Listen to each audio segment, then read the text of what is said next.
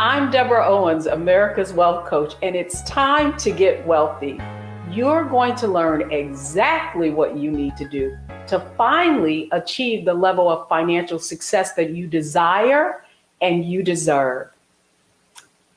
So many Black women are coming out of graduate school with enormous amount of student loan debt. In fact, many have on average $75,000 in student loan debt. And many times those same women go into the public sector with the hopes that their student loans will eventually be forgiven. Well, the truth is, since the public student loan forgiveness program was introduced, 98% of applications have been rejected. Well, today, we're going to hear from someone who, because of the recent changes in the program, was able to have almost 6 figures of student loan debt forgiven. And so I'm really, really excited about this conversation. But here's what I want you to know. What they don't want you to know is that student loan debt is not good debt. And then in addition to that, so many people take out student loan consolidation loans and they're private. And that could be detrimental in the long run. And then finally, the recent public student loan forgiveness changes are temporary. And that's why you want to act right now. And that's why I want to have this conversation with our guest today, because she is like so many women that I describe, a pharmacist and someone that pursued her graduate degree. And so I want to welcome Stacey Mccoy to our program today. Welcome to Get Wealthy, Stacey. Thank you for having me. Well, I'm excited to have this conversation because, as you know, we focus on this topic a lot in Wealthy You. But before we really get into this conversation, I want our audience to know just a little bit about yourself. I told them, some information, but talk to us. Just who is Stacey Mccoy? Okay, so I'm originally from Houston, Texas. I think that's the first part. Texas. Anyone that's from Houston needs to let you know they're from Houston. So I'm originally from Houston, Texas. I went to undergraduate and graduate school the first time at Clark Atlanta University. Graduated from there and went to pharmacy school. I stayed in Atlanta, went to Mercer University, did a residency. This was years ago, almost 20 years ago, in Savannah, Georgia. And so since that time, I have worked at community institutions, large teaching institutions in the Southeast. I've always practiced in the Southeast. And I spent a great deal of my time working in the public sector, as you described, at a large institution or a large health system here in Northeast Florida. And I've since transitioned out of public sector into the private sector, which is where I really wanted to be and where I feel I really fit in and I can really shine now. So that's sort of me in a nutshell. No, I love that. And what's interesting about you, Stacey, is you have followed the path of so many Black women specifically who are pursuing, the American dream and financial success. And so during our conversation today, what I want to get underneath really is just what your beliefs were and why you pursued the path that you did, and then how you were able to actually achieve this recent result. And so when we come back, our whole framework for the show is mindset, strategy, and execution.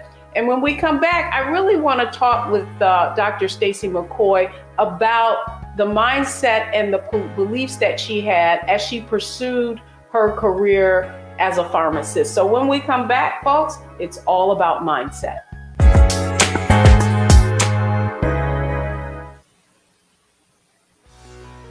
Let's be honest, as successful women, we're crushing it.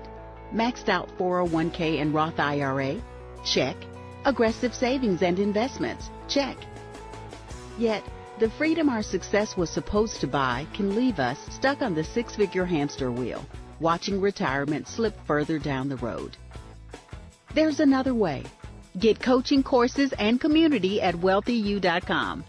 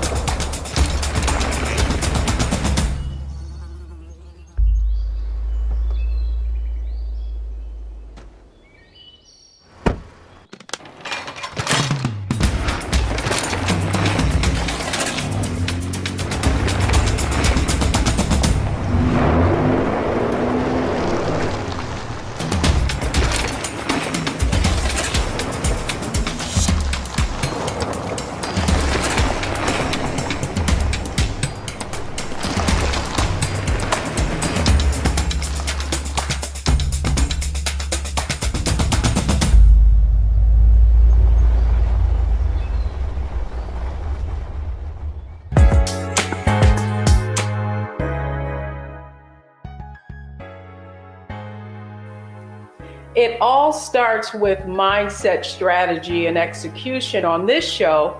And so now I want to talk with Dr. Stacey Mccoy about her mindset on pursuing these degrees and the student loan debt that came along with it. So Dr. Stacey Mccoy, I'm so excited to be having this conversation.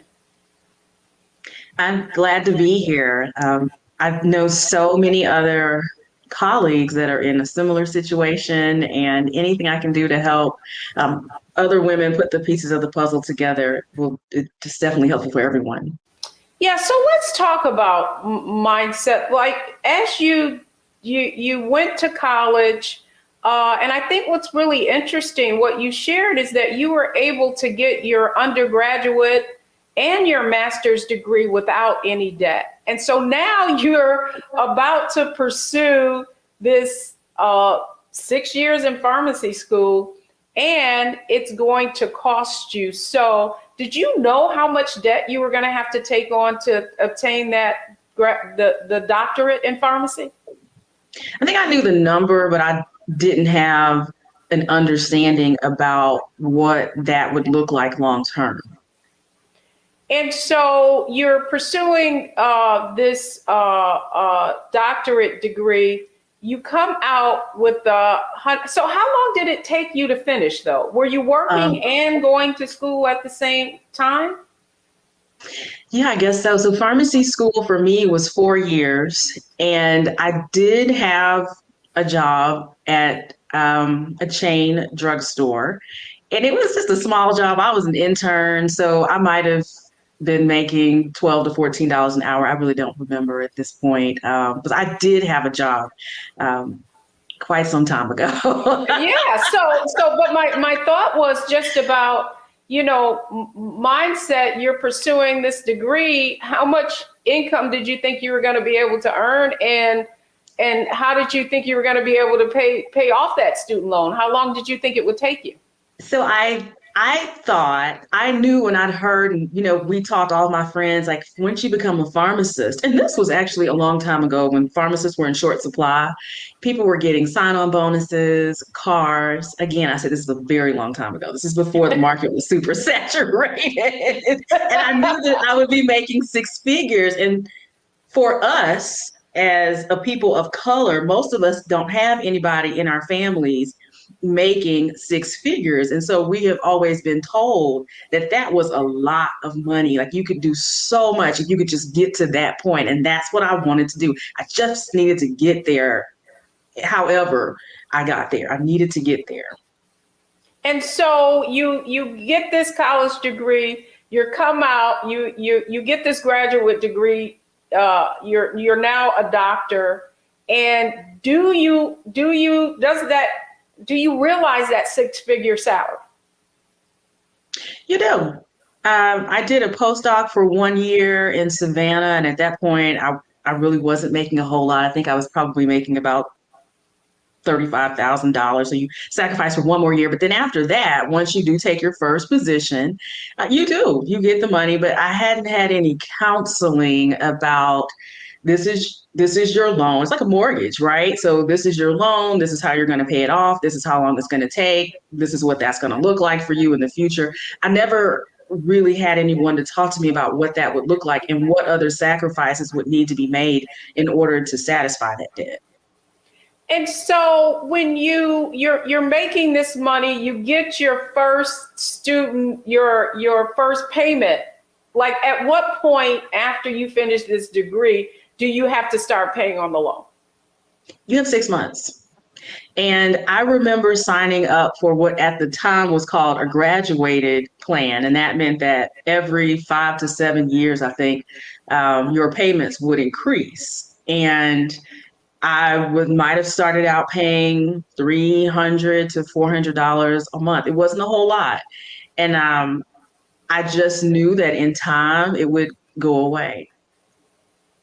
The belief that this road to financial success. So you really bought into the idea that so many, myself included, bought in, and my parents, wanted for me. And that was if I got that great 6-figure income, that, that financial success would be obtained that way. And so when we come back, you've got all this debt, your loans are you're paying smaller payments.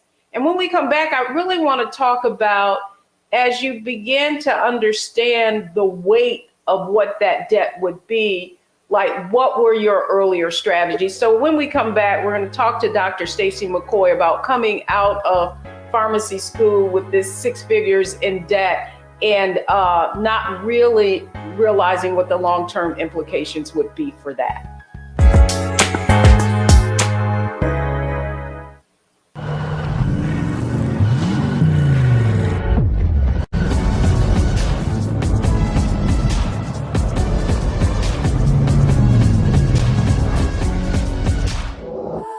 Hi, I'm Dr. Jackie Hood Martin, and I have a question for you. Ever feel as if your life is teetering and the weight and pressure of the world is consistently on your shoulders? Well, let me tell you, living a balanced life isn't easy. Join me each Tuesday on Black Star Network for a Balanced Life with Dr. Jackie. We'll laugh together, cry together, pull ourselves together, and cheer each other on. So join me for new shows each Tuesday on Black Star Network, A Balanced Life with Dr. Jackie.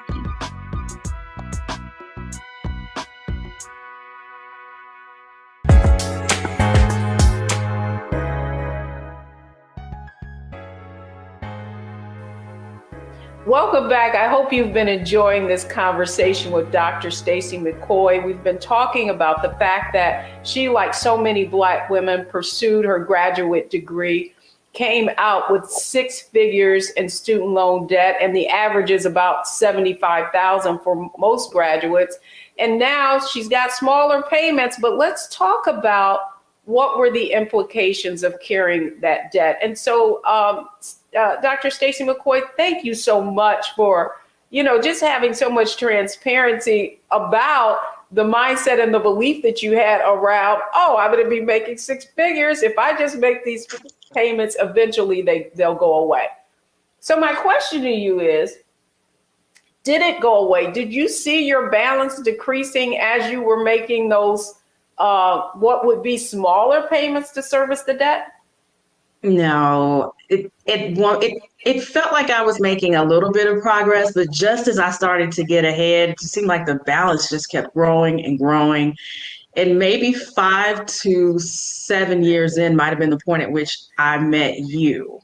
I just felt like I was on a hamster wheel and there was nothing that I could do about it. And I had to make so many decisions. I was married. I wanted a house. I wanted a wedding. I needed to start working on my 401k and 403b and 457. So all these things became competing priorities. And I needed to figure out, well, whatever happened to those 6 figures? And why is this turning out the way that I thought it should? And that's about the time when I think I met you.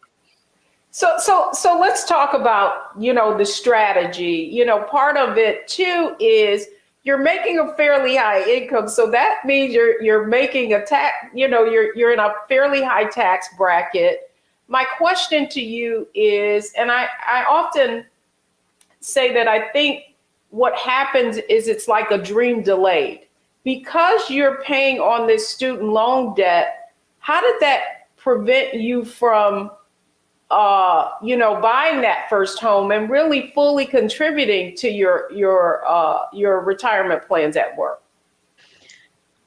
I think there became a point that I had to make a decision, and I actually made the decision to fund my retirement first. I had to make a decision. I was either going to pay the school loans, or B, max out my 401k, 403b, and then I even asked for a 457 and got it. So I had to make a decision, and that's what I chose, was to start working on my retirement as early as possible, and then find another strategy or figure something out so that I could work on the student loans later. Yes, and so I want to talk about that from a strategy standpoint. Is okay, you make the decision, then you know that if you don't start to contributing to your retirement plan, you're losing out on two things, basically saving on taxes, right? Because you have a high income, but also that debt is continuing to creep up. And so at this point, you came out with 100,000. Is your balance now above what you came out with, or are you also actually making a dent in it? I was making a small dent, but not much. Not enough so that it would count. And, you would still see your balance is still, high 90s. And at that point, you're thinking, well, this is a house. Well, nobody told me I was signing up for a mortgage. I think if someone had said you're buying a house, I would have seen this differently. It's a house. I know, but and then the other question I have for you is, I don't think people understand the trauma that having all of this debt, like you said, a home, really impacts you. Talk to us a little bit about emotionally how you were feeling, and at one point, did you feel like you needed to create a sense of urgency around addressing that 800-pound, elephant in the room? I did. The longer this went on, the more anxiety I had around it. You literally feel as though like your chest is tightening, you can't breathe, you can't sleep at night, you have to find a way out. Like you don't have that peace of mind, and peace of mind is really priceless. So I think that it contributed to my anxiety. And to your point, people who are higher income earners who are paying student loans, whether you're paying $300 a month, or eventually I got up to $1,700 a month. We don't get tax breaks for that. Wait a minute. Hold that for just a minute. You were paying $1,700 a month on your student loans? Yes. And I know other people who are paying more than that, $3,000 to $4,000 a month, just in student loans, just depending on, how your situation turned out. It's not uncommon at all. You did all the right things. You have your doctorate in pharmacy, you're working, you're making an income, and yet it's almost like you're in the same boat as someone who's making a lot less and doesn't have this student loan debt. So my next question to you, and I know so many people listening are going to want to know, you know that you've delayed the debt, you've made your 401k a priority. When did you finally obtain some kind of strategy to get this debt paid off? I enrolled in public student loan forgiveness. As soon as the program came out, I went to start working so that I could get that. So I was already in the public sector, and that was 2007.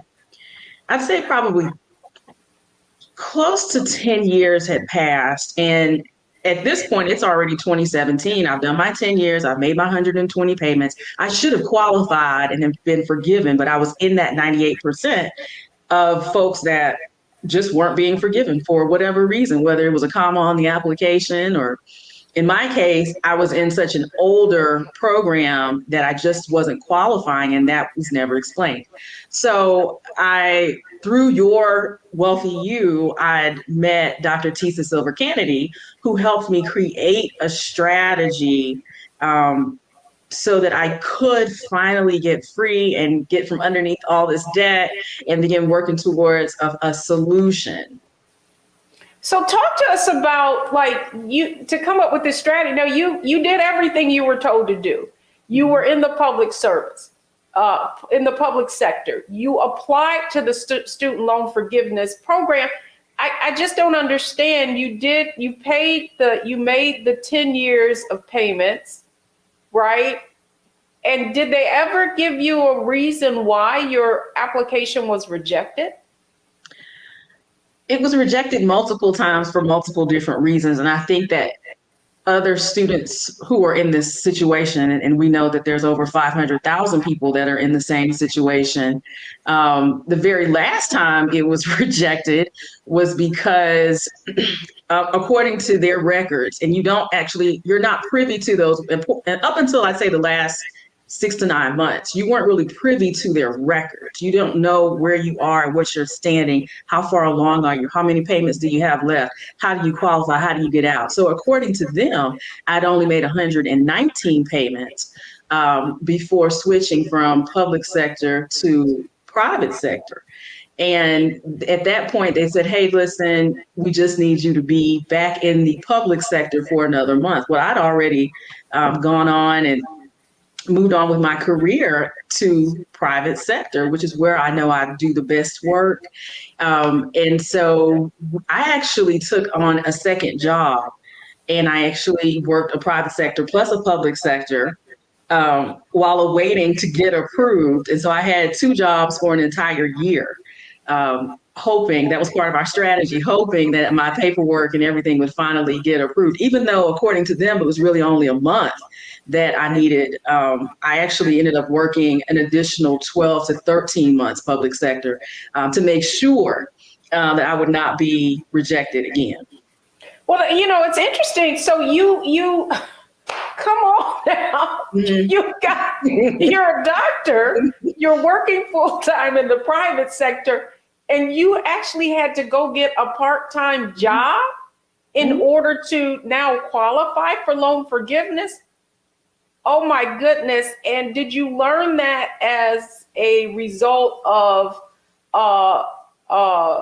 your relationship with Dr. Tisa Silver Kennedy, her work? If you haven't seen the program, we've interviewed her as well. And she's really helping folks kind of navigate what is a gauntlet when it comes to, understanding whether or not you can qualify or how to qualify. That is correct. And it wasn't until this past October that they relaxed some of the restrictions and rules and regulations that they had around public student loan forgiveness that I was finally able to check all the check boxes. I had paid all the payments. They had documentation that I paid all the payments. I was in public sector and private sector. I mean, everything finally came together once the Biden-Harris administration finally pushed everything through for so many people. And it was tough. It was tough watching other people get forgiveness and sort of waiting, when is my turn? And reading through different forums and writing Congress folks and senators like, hey, look, there are those of us out here who are really struggling. And some of us are working 2 jobs during the pandemic. And so it was not easy, but it was definitely worth it. Thank you, Stacey, because what I want people to understand is how difficult this is for far too many people. That number, 500,000 people, who've been rejected and who are waiting to have their loans forgiven. When we come back, I want to get into, we talked about mindset, we talked about strategy, and you actually reaching out to someone who was able to give you the ins and out. When we come back, though, I think it's important for people to understand exactly how you executed on this strategy and then were able to become one of those people who received notice that your student loans were forgiven. So don't go anywhere, folks. We'll be right back.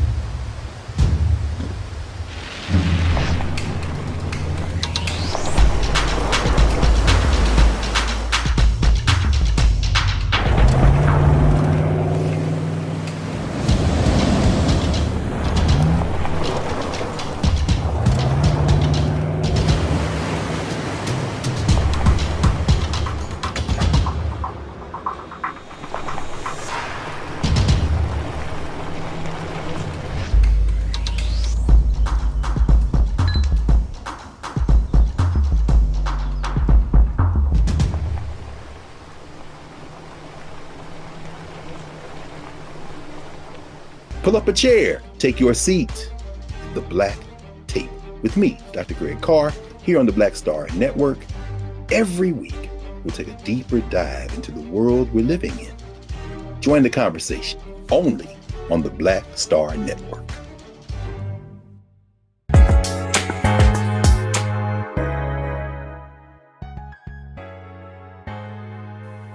Welcome back to Get Wealthy, everybody. I'm Deborah Owens, America's Wealth Coach, and we're having a fascinating conversation with Dr. Stacey Mccoy about her financial journey and her financial journey as it related to acquiring almost 6 figures in student loan debt. So, Dr. Stacey Mccoy, I really want to now talk about you. So you had the strategy now. What did you have to do to actually get to the promised land, right? And actually eventually receive that. I mean, after hearing your story, that's what I really feel like. What did you have to do in order to execute on the strategy that you had? Once the information came out, I think that was October 6th of 2021, that they were changing the rules and regulations, the website actually said, do nothing and we'll contact you. And so I thought, okay, let me just sit back as best I could and let them contact me. Of course, that lasted about 30 days because remember, I've been waiting for 4 years. So I'd say 30 days after that, maybe November 6th or 7th, I thought to myself, I'm not waiting another minute. And I filled out the application. Again, at this point, this has got to be my 6th or 7th time filling out this application. So I filled out the application again. I sent it in, and that was early November. And I received approval on January the 16th. I think it's January the 16th, 2022. So it took about 60 days to receive approval, and there was no email. There was no letter. I literally just logged into my account at one of the loan servicers, and I saw that things looked different. And that's how I knew that something was going on. So I contacted Dr. Tisa Silver and I said, I think something's going on. And she said, I think you might have been in that wave of folks that were just forgiven. And so we began working to ensure that this was true. Eventually, I did receive official paperwork in the mail. And that's how we made it to the promised land, so to speak. I don't know if I'm in the promised land, but I'm getting there. Yeah, well, the promised land in that, you had almost 6 figures of student loan debt forgiven. And what I want from this conversation for people to understand your tenacity and your perseverance in making it to this stage. And so finally, I would love it if you would just leave our audience with some final thoughts on what you learned and what you think they should do if they're in a similar situation. I think documentation is always important. We learn that as we attend HBCUs. Keep up with your documentation and make photocopies. That's the first thing. Step one. The next thing is to have strategy, work with someone who is a professional to make sure that all your bases are covered, and then execute. And even if it means you working multiple days, whatever it is definitely worth it, because I ended up working, I think I would work 12 on and then I would take 2 off, and then 12 on and I'd take 2 off. Being on the other side now is definitely, it was worth it. So get your documentation together, print out everything that you can from their website, work with a professional who can help you execute, and do not give up. Just keep going, do your part, stay calm, and be prepared to know that good things are coming, and that the peace of mind you have when you are debt free, because not only did I get the forgiveness, but I was also refunded. I think that's another important thing that people probably don't know. I was refunded every single penny that I overpaid. And there are other people getting refunds, and I don't think that we know that either. So yes, if you were right all along and you overpaid, you will get your money back. And I think that's really important.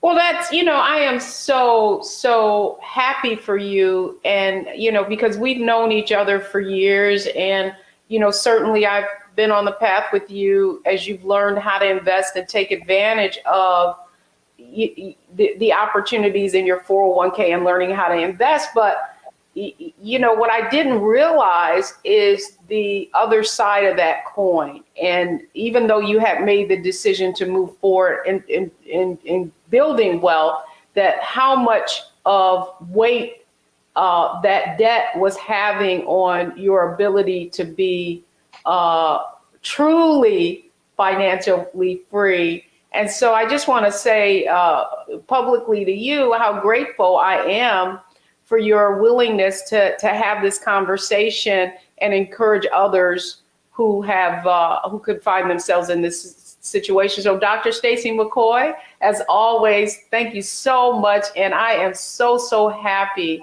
that this situation had the outcome that it did.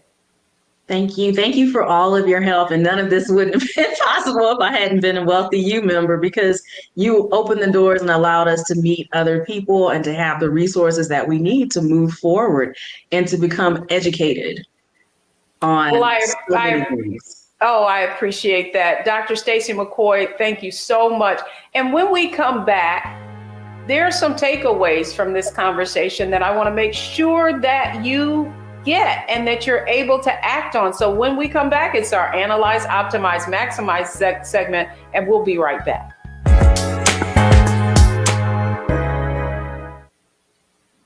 I'm Deborah Owens, America's Wealth Coach, and my new show, Get Wealthy, focuses on the things that your financial advisor and bank isn't telling you, but you absolutely need to know.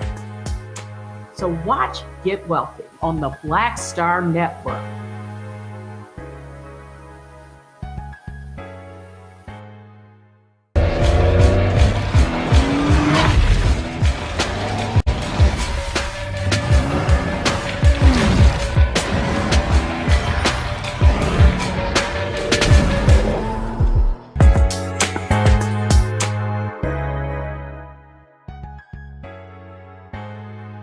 Welcome back, everyone. So let's just review what you learned in this conversation. First, the first aspect of it is really you've got to analyze your situation. The reason that Dr. Stacey McCoy was able to really take advantage of the change in this new public service loan forgiveness program is she had already positioned herself to take advantage of it, really dotting her I's and crossing her T's. Secondly, you have got to optimize. You've got to really look at what's your situation. With Stacey, she found out that she really would have been denied again had she not found that other opportunity and put the time in to make sure that she had been in public service the amount of time that she should. And then finally, one of the things I thought was just so revealing about what she said was, even though they told her, sit back and wait, and she'll be notified, she didn't. She investigated further. So if you want to achieve the level of financial success you desire and you deserve, you have got to take action. Here are the 3 takeaways from today's program. First is, what you need to understand is that those payments need to be in a direct federal student loan. So depending upon what your situation is, you want to see how you can make that happen. Secondly, what you heard Dr. Stacey McCoy said is that you had to have 120, that's 10 years, 10 times 12 months, qualifying payments, meaning that you were employed in the public sector. And then finally, those payments must be made while you're in a qualifying job, which is why she had to work those 2 part-time jobs. So here's what I want to leave you with. Knowledge is not power. Knowledge correctly applied is. I'm Deborah Owens, America's Wealth Coach. Thanks for joining us on Get Wealthy, and hopefully you gain some knowledge that will finally allow you to achieve the financial success you desire and you deserve.